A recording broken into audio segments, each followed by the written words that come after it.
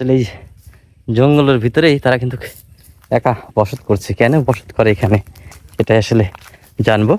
টিওরগুলা ভিটার থেকে আমি আপনাদেরকে দেখানোর চেষ্টা করছি, এদের সাথে একটু আলাপ করবো এক কথায় যে কেন আসলে এখানে। তো সন্ধ্যা হলেই তো একটি আমার এখনই কিন্তু ভয় করছে, কিন্তু তারা কিভাবে থাকে এখানে?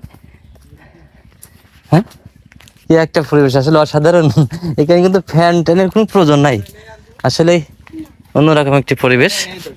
হ্যাঁ, বাসায় একা আছেন আপনি?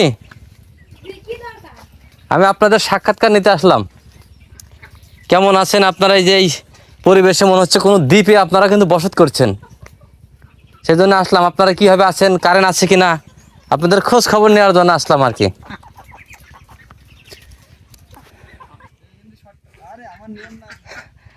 অসাধারণ এক বাড়ি কিন্তু আমি আপনাদেরকে দেখালাম। দেখেন এই যে এটা হলো কিন্তু সেই ভাটই নদী।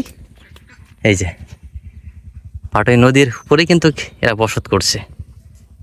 চারি সাইডে একটি ভুতুড়ে এলাকা বলা চলে। যারা আসলে তিওর বিলার মানুষ আছেন তারা অবশ্যই চিনবে।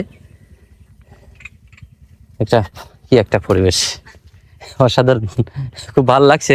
তবুও কিন্তু ভয়ও জাগছে, কৌতূহলও কিন্তু আমার ভিতরে আছে। বাসায় কেউ না থাকার কারণে আসলে আমি সাক্ষাৎ নিতে পারলাম না। দ্বীপের পরে কিন্তু বাড়িটি মনে হচ্ছে দ্বীপের পরে। হ্যাঁ, এভাবেই নদীর পরে কিন্তু বসত করছে এই মানুষটি। ওরা কিন্তু নদীর উপরে দেখেন।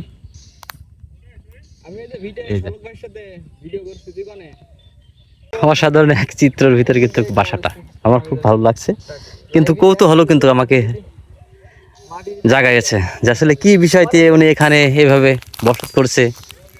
কিন্তু প্রকৃতি আসলে মন ছুঁয়ে যাচ্ছে, কিন্তু অসাধারণ এক চিত্র।